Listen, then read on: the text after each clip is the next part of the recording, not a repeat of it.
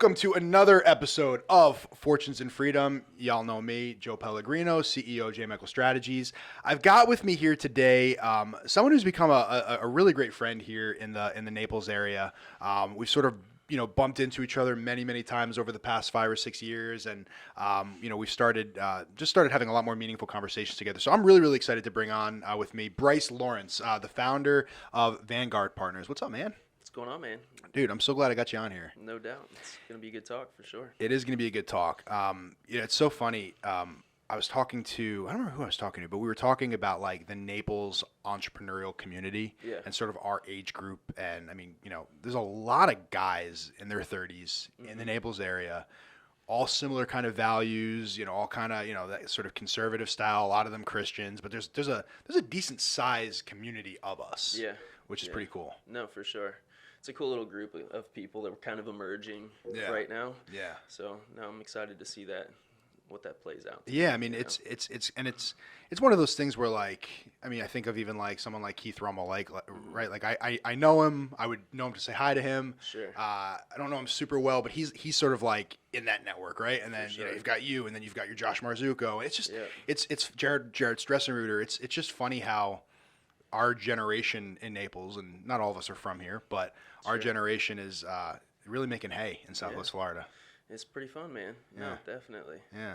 So, tell me a little bit about. The reason that I brought you on here is, well, first of all, because you're a cool guy, you're easy to talk to, and you're a 6 on the side that you're on currently. So. You look a little better over here. You guys got you the make wrong. You make me look better. That's it. Thank you. I think. I'm playing with you. No, but the reason I brought you on is we had a couple of meetings last month. We brought Bryce and his team in for a strategic mastermind, and really enlightening to kind of talk through, because we talk a lot about marketing strategy on this show. That's a lot of what we kind of get into. But at the end of the day, the idea of having a strategy, whether it's applied to your marketing or to your operation, is incredibly important. And I love what you guys have done, because I feel like for a lot of businesses, marketing is it's more obvious, right? Like everybody knows that they need marketing help. Everybody knows that they're dropping the ball on that. Whereas operational, it's a bigger fish to fry in a lot of ways, because it has ever extending ramifications on every part of the business. So I find it really interesting what you're doing. So why don't you tell us a little about what Vanguard Partners is, and we'll kind of go from there. Yeah, definitely. Well, Vanguard, so we opened about 2 years ago, and we've been having a lot of fun. We primarily work with the trades construction industry, but we do work outside of that as well. Right here in Southwest Florida, we've got other clients outside of that as well. But like you said, we're an operations consultant, so we work with small businesses. We're not a business, coach by any means. We don't come in and make you feel good about yourself and then leave. We get very involved. We're an operations manager for hire at the end of the day. So like you said, I think that when you break a company down, you can break it down into 3 departments. You got sales and marketing, operations, and finance. And most business owners, they know how to sell their product, or else they wouldn't be in business, right? They know how to execute their product in the operations to an extent. But when it comes to overarching operations and financials and marketing even, it's not a skill that they've developed just yet, because they haven't actually had to until they opened a business. They've worked for somebody else, whatever that looks like in the past. And so it's when we get involved, we focus on that entire area from a very high level, and then we get down into the weeds of the entire structure of the company. Yeah. Fascinating. And I mean, do you find that you brought up the whole, you're not a feel-good kind of company, right? Yeah. Because that is something that I think a lot of people know instantly. Like, oh, okay, so you're a business coach, but you are not a business coach. No. Yeah, you will leave a lot of meetings with us and not feel a whole lot. Feel really great. We encourage like crazy. We want to make you, encourage you that it's possible. The vision that you set out and the reason you open this company in the first place, it is very realistic. It is possible. We're going to walk alongside you until we hit it. But at the same time, there's a lot of really tough decisions that business owners have to make along the way. And when we work with people, we put everything out on the wall. We literally label it. We have a very similar process to you. I think that's why we click so well, because we do business very similarly. We get involved by asking a ton of questions up front. We find out what's actually happening, what they're good at, what they're bad at. And so we throw everything at the wall day one. and find out from a structural level, also the next 90 days, what do we absolutely have to do to hit the annual vision for this company? We look at their data points. What big data points do we have to watch on a weekly basis, right? What does their meeting structures look like? If they even have any, are they effective? Are they worthwhile? And so we really get involved in every area of operations for a company and managing people. I think one of the biggest areas that we find out immediately is most business owners, like the pain point that they have is they can't let go. And so that's one of the things that we focus on very first, right? It doesn't matter if it's a small 2-3 man company or a large company that has multiple, hundreds of employees. There's a point and a capacity people have as a leader to oversee people and manage and lead, and letting go of some very tight places that they hold dear to themselves and they enjoy doing is a huge difficulty that we find out right from the get-go with structure. So, yeah. Fascinating, yeah. I mean, it seems like a lot of companies need this. It seems like this is a massive hole that a lot of, my point is it doesn't seem like there's a lot of companies that wouldn't benefit from your services. No, yeah, and I would agree with that. The big thing is, like, you're good at what you're good at. Hire the rest out. You've got to either go find this employee. Same thing with marketing. You've got to find somebody if you're not good at it and you don't have the time or the energy or the will to actually learn it and spend the next 12 to 24 months figuring this out and going back to the drawing board. You need to get good people around you. At the end of the day, it's the number one issue with any company is people, right? Yep. So it's your team, and that obviously you've got a great team behind you. I've had the privilege to have some incredible guys on my team as well, and that's where we make a difference is the people that are around us. And so what do you like? So talking about the people, what kind of people are you looking for? Like when you're advising a CEO of a contracting company, like what are you advising them on from an employee perspective? Yeah. This is gonna sound really fluffy, and as I say, am I gonna cringe?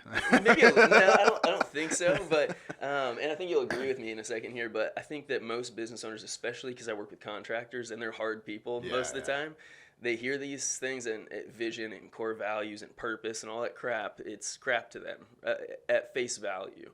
But we hire on characteristics first, not skill. And that's where most of these guys mess up is they're looking for skill and not characteristics. Yeah. But then the people that they hire drive them absolutely crazy, right? So we find out what those core values, what matters to a business owner right from the get-go. Our second meeting that we sit down with people, like you guys, you have two, strategy meetings right up front. We do the exact same thing. The second time we get together, we lay out the core values. We pull them out of them because they already have them, right? Like you know the characteristics that you enjoy being around. And the characteristics that drive you absolutely nuts and up the wall, And so hiring people based off characteristics first and what matters to you as a company and what you value as a company, I think you cannot lose doing that. And of course, if they don't work out, they don't work out. But we start with core values, and then we use something called GWC. So get, want, and capacity, right? So if they have your core values, they're the right person. And if they have GWC, they're the right seat on the bus, right? They're allowed on the bus if they have the right core values. Yep. Now we're going to put them in the right seat on the bus if they GWC. So G is they get the position that they're required to be in, right? We rate them on that. Do they want it is a massive piece. Do they actually want this promotion? Do they want to be in that position? Do they want to be, as we go through the hiring process, do they want this? It's a massive, massive thing. If they don't want it, and you can grade that, right? And the last thing is capacity. Do they have capacity in their personal lives and their business life to do everything that this position entails?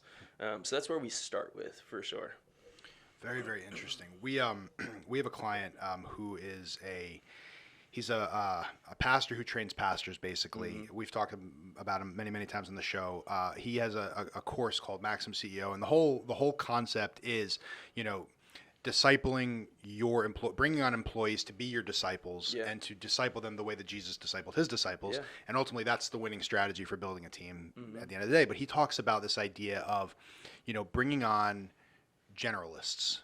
Do you know what I mean by that? Yeah, absolutely. He talks about this idea of bringing on generalists rather than specialists. Now that's not to say that there's not a time and a place for specialists. Absolutely. But and I think this kind of plays into what you're talking about because generalist is less of a skill set and more of a characteristic, more of a character trait. Are you somebody that's adaptable? Are you somebody that, I can plug you into anything? Yeah, for sure. I've always been cautious about that until recently because, there's that old adage, jack of all trades, but a master of none, right? And I get that. I get where that comes from. But I also having built my own team here, I've seen that there's this kind of war between the generalist specialist necessity, and you want to bring on the specialist because you feel like that's what's going to get the job done right now. You see it as I got a job. I need somebody that can run ads. No, for sure. That's what I need, right? So I need an ad specialist. But at the same time, like you said, sometimes that doesn't necessarily work that way. And what's really needed is I need somebody that can adapt into that position and excel across the board. Yeah. No, I completely agree. I mean, at the end of the day, most of the businesses that we touch are small businesses. You're a small business. I am as well. The majority of the clients that I have, the biggest one I've got is like 200 employees. But even that is a medium-sized business, right? They're not huge corporations. At the end of the day, our management teams have to be flexible.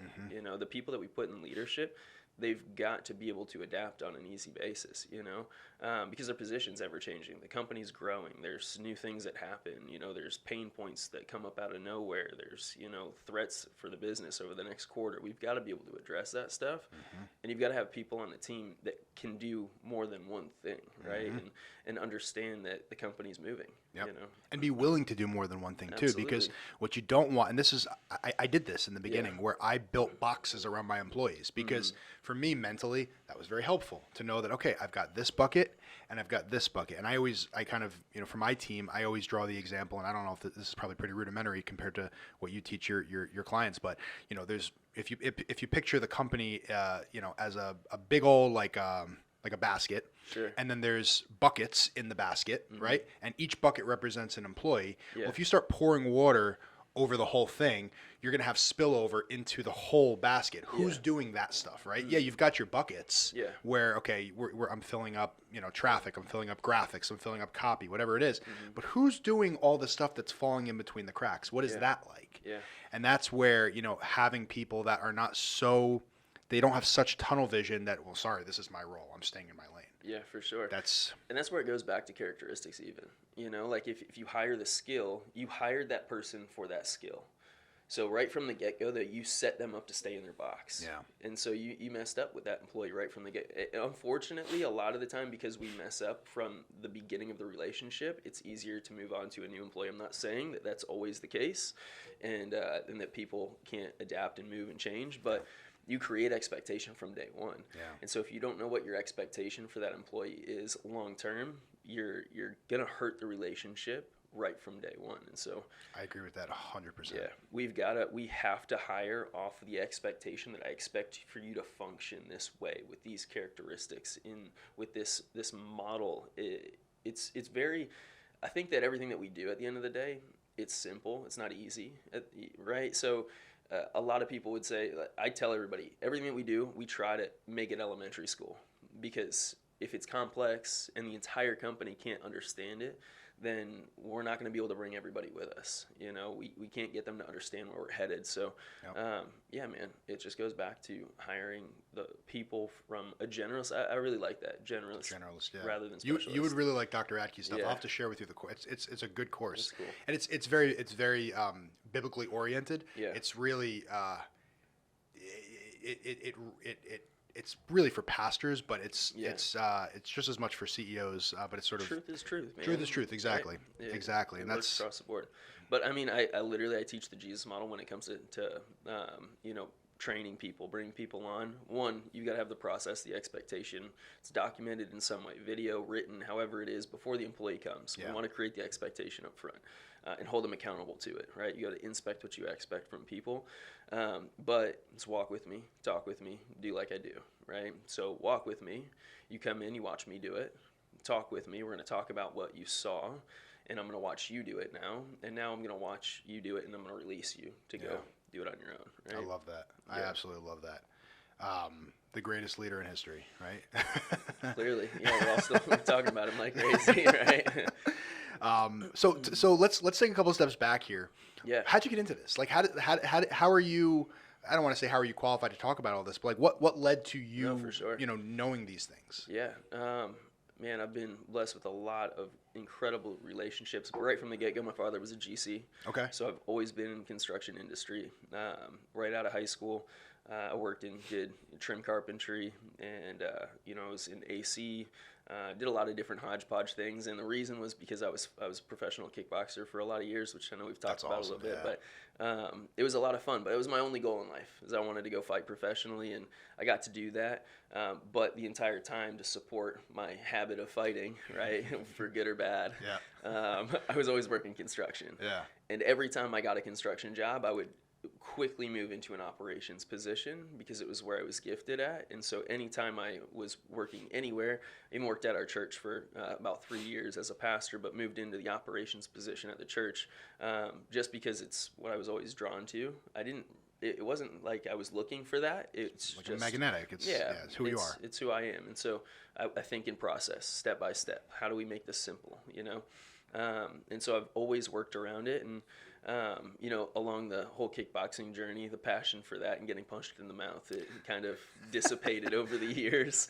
I still love it, like getting hit. It's good. It's a weird love-hate relationship. But yeah, I moved into working for quite a few landscaping companies as operations manager, and had the opportunity to consult for one. It was like, man, this is really enjoyable. I can help a lot of people from this point of view and this aspect as a consultant. And yeah, man, it just kind of took off, and more people heard about what we were doing and what I was doing. And yeah, it's like I said, we focus on the trades. It's what I know. Yep. We've got marketing companies, medical facility, stuff outside of that as well. But business is business at the end of the day, right? The core competencies, the core operation of a business is the same across the board, and they all need the same thing, right? Absolutely. Vision, Absolutely. people, data, process, and dealing with issues before they become massive problems. So. Yeah, absolutely, man. So what was the turning point for you when you decided to actually make a career out of this, build Vanguard Partners? Yeah, I was working for a landscaping company here locally, and I had another one approach me to try and poach me from them and bring me on as their operations manager. And I said, hey, I can't do that. I'm committed to these guys. I love where I'm working right now, but I would love to, work with you on a consulting basis. And I watched that company triple in size in 12 months. Wow. And I'm not going to say it was all because of me. It's the team, the owners, but I had a lot to do with it. And it was incredible. It made me feel so good to watch them hit what they wanted and get to a place that they were succeeding at that level. And I was like, I think I'm pretty good at this, Yeah. So I got my name out a little bit and got another client, and the same thing happened. I was like, this really works, it's simple. We use a really simple system, but at next company was Powerhouse Electric up in Fort Myers, and they've grown like crazy over the past 2 years, and their team has exploded. And so, and more companies kept coming on, and the majority of the business owners that I started working out with in the beginning, they were on the verge of closing their doors. They're like, I can't do this anymore. I'm stressed out. I can't see straight. I'm working, 12 to 14 hours a day, and my bank account looks awful. What's the point, right? Yeah. And so I just saw the life coming back to these owners and the health coming to their businesses, and that's what our purpose as a company is, building healthy companies, right? Which is building healthy teams. And so it just gets me amped up to see that happen. It's not a goal that we're ever going to reach to build healthy companies, but it's something we watch take place as we work. And I've got an incredible team around me that is passionate about the same exact thing. They've been in the trades their whole lives. A handful of them own businesses of their own, and they're using our system, man. And it's changing companies and changing a lot of lives right now. So it's been fun, man. That's amazing, man. That really is like that's the fulfillment that you kind of chase as an entrepreneur, right? To actually see the results, right? Yeah. At the end of the day, these are all your results. And like you said, with that original landscaping company, you didn't necessarily execute on all the things personally that made but you were the catalyst Right, for that, and that's what you continue to be. And I think that from a consulting perspective, this is something that I learned very, very quickly. Something that the other guy doesn't know, or something that the other guy doesn't have time to know or time to think about. So you talk about these are simple solutions. This isn't rocket science. No, yeah. Yeah, but at the end of the day, Jim, the GC, he doesn't have time to create these systems himself, no matter how simple they are. And we talk about this all the time as a team. At the end of the day, I actually spoke about this in our last episode. At the end of the day, what business owners are looking for is affirmation that they're doing the right things, and accountability to keep doing the right things. You hit it on the head. At the end of the day, Absolutely. that's it. That's what it is. So you say to yourself, "Oh man, well we charge crazy money to do that." And there was a stage, and you may have gone through it as well. There was a stage where we're like, "Oh, I feel like we're overcharging people for what we're doing," but the value of what you're providing. I mean, even for us on the marketing side, we measure results in direct metrics, meaning like we run specific ads, or we provide specific strategies that then yield not dissimilar to what you guys do from a measuring results perspective. Sure. And it is so satisfying when you start to see brands hitting strides. We have one company that when she started with us in November. Before that, she was averaging $12,000 a month in revenue, and from November 7th until today's January 7th, 2 months later, she's done over 100K. That's so like that is like, that to me is like, man, like we. Yeah. In fact, I had literally nothing to do with it, but we have literally helped her to transform her business and to create revenue create revenue out of whole cloth, essentially. Maxim CEO, that course I was telling you about, when we started working with them, they were doing $0. Yeah. And now we're averaging about 40K a month online for them. Man. And it's so cool to see that. But at the same time, even though we know that what we're doing is fairly simple, it's a lot of work, but it's fairly simple. If we weren't there, that money wouldn't be happening. No, and it's the same for you guys. If you guys weren't that catalyst, if you guys aren't holding your clients accountable, those results are not going to happen. They're just not. It's a funny thing to say that we hold people accountable, hold business owners accountable. At the end of the day, is one of the probably biggest value adds that we have, right? So we're going to make sure that this plan that we put together is actually executed upon, right? Because nobody holds them accountable. They've got teams that they've got to hold accountable 24/7, but at the end of the day, they need to know that they're doing the right thing, like you said, and they need to have somebody looking over and making sure that we're hitting the goals that we set out for. And yeah, man, it's not rocket science. I'm not a freaking genius. I didn't make any of this stuff up. I've learned it from other people. I've had great mentors along the way. The system is not really my own. I've made it and tooled it for construction, the trade industry, but at the same time, it's simple stuff, man. And eventually, these business owners, they could figure it out, but they don't, because they are constantly working in their business. They're constantly a part of it, not working on it. Yeah. And majority of the guys that we work with, they haven't worked on it since they started it. And so they've capped out. Their capacity is at its maximum. They've reached that place where they have no more of themselves, and they have to go to a new leadership level. They have no choice but to simplify and break some things. There might be turnover in this process. There's going to be a lot of big things that take place but they're simple. Yeah. At the end of the day, it's simple stuff. So what I'm going to do is I'm going to buy you a copy of Maxim CEO, because I would genuinely, exactly what you're talking about is exactly the way that Dr. Radke, who's the instructor, he was in the military for many years. He's about 85 years old. He's an older guy. Military for years. He worked at the Limited with Les Wexner. He actually jumped ship when they created Victoria's Secret because he was super uncomfortable with the whole Victoria's Secret thing. Yeah. And since then, he basically, he's sort of systematized this concept of discipling as Jesus did, and running an organization. And his whole shtick is business, like you just said, business owners getting bogged down by minutia. Yeah. And like for why? And I find myself getting bogged down with minutia. And I said to my wife yesterday, I said, between Thanksgiving and Christmas, I was thinking too small. Yeah. I was back in the trenches where I do not belong. I should not be there. No, that's why my payroll is what it is. I should not be there because I need to be thinking bigger. I need to be thinking of how am I discipling this team and how am I taking this team to the next level, not how am I dealing with this one little thing, right? Yeah.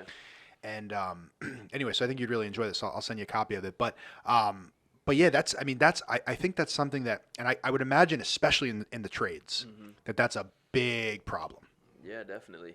I use the 80-20 rule, and there's a term called letting go of the vine. I'm not sure if you've heard of that before, but these guys just can't let go, And so if you can find somebody to do it 80% of the way that you would do it, you can use the 80-20 rule in a million different ways. Yeah. But this is one of the ways that I try to illustrate this. You're never going to find as a business owner somebody who's going to do it the exact same way you would do it. And you don't want that. You want them to think creatively for themselves. This is what I need from you. Now, please go figure out how to do it. I'm going to show you. I'm going to walk with you. I'm going to teach you. But yeah, man, I think that these guys, they don't think anybody else can do what they do. And so it's their capacity. It's a false belief that they believe oftentimes. How much of it do you think is fear versus ego? Yeah, it's complete fear. Yeah, I don't think it's ego. Yeah. I mean, of course, sometimes there's a little bit of that. Business owners, including myself, I can get a little prideful at times and, think that maybe they can't do it as well as I can. But at the same time, they're fearful because at the end of the day, if this area doesn't succeed, the business fails, especially the small business. You don't have a whole lot of room to fail. You've got to figure it out and make it happen week after week. But the great thing with what we do is we put some really simple accountability systems into place. We watch numbers, they don't lie, right? So every single company that we work with, day one, we put into place a handful of things. How many estimates did we write last week? How many sales did we hit? What finished amount of work did we complete? How much AR is out right now? What do we owed, right? And how much money do we collect? And what do our reviews look like last week? And then the last one is how much cash is in the bank account. So if you watch those, every single department of the company should be accountable to those numbers. So if you release an area that you think, you're terrified to release, possibly sales. Most business owners can't really release sales until they hit the $3 to $5 million, mark to somebody else. And even then, it's terrifying. You're generating the source of the entire company, but if we can monitor what you need to do on a weekly basis in all of these areas, release it and watch it, and if they're hitting the numbers, it's going to be okay. If they're not, you can correct it as a business owner and step in, right? So you have to be able to keep tabs and stay. This, again, even with incredible process, you have to inspect it on a regular basis. You have to make sure that there's accountability built into your company, and if there's not, that's where I think most business owners really mess up, is that they tell people once or twice and they expect them to do it forever now. I should never have to tell you again. But that's not the way people work. No. Business owners themselves don't work that way. When they don't feel like doing something, they revert back to what they know. Yep. They go back to what's easy for them. When they don't want to get creative anymore, they don't want to think about how to fix this problem, they get back out in the field and sell. They get back out in the field and do the landscaping. They do the AC work. What's comfortable, what feels, what they know is what they revert to. And so we have to force them to come over into this new way of thinking of teaching, holding accountable, inspecting. Yeah. Teaching, leading, holding accountable, and inspecting what they expect, right? But again, even in the beginning, they understand the process thing. Yeah. Like, I'll teach them what I expect them to do, but the inspection of that is always lacking in companies. And if you don't inspect on a weekly basis what you expect, it always falls to the wayside, and you don't hit what you need to hit. And I think that is, at least for me, but I can see this being an endemic problem for business owners. That's the problem. It's okay, I can let go, but sometimes I can let go and then ditch it completely, right? It's like, okay, well, this is off my plate. Now I'm going to move on. That's my problem. That's so when I say let go, I don't mean let go and walk away. Right. You know what I mean? That's not realistic. You're still the owner. You're still running this thing. You have to lead, and leadership looks like being a part of what's taking place still, just from a different place. Like, it doesn't require all of your time anymore, right? And that's, again, so day one, we look at structure. We break the company down into sales and marketing, operations, and finance. We list out every single task in the entire company. We find out who's doing it. Do we need to move pieces around, make things more efficient? Do we need to hire somebody? Do we need to let somebody go? Do we need to combine these roles? Whatever that looks like. The next thing we do is throw everything at the wall and find out what's actually important, because like you were saying a minute ago, so many of us, we get bogged down into the fires that are coming up out of nowhere, right? And we never prioritize what really matters. Right. So we pull everything out of the leadership team's head, even if that's just one owner, and we throw it at the wall and find out what are the 5 to 10 projects that we have to accomplish in the next 90 days to make sure this company moves forward. And then what we were just talking about, we teach them how to have effective meetings every single week. Bi-weekly meetings with your team, your leadership team, don't work. Monthly meetings don't work. It has to be weekly. And most people try it out and find it to not be effective, and the whole team's thinking it's a waste of time and arguing with each other, so they throw it out, right?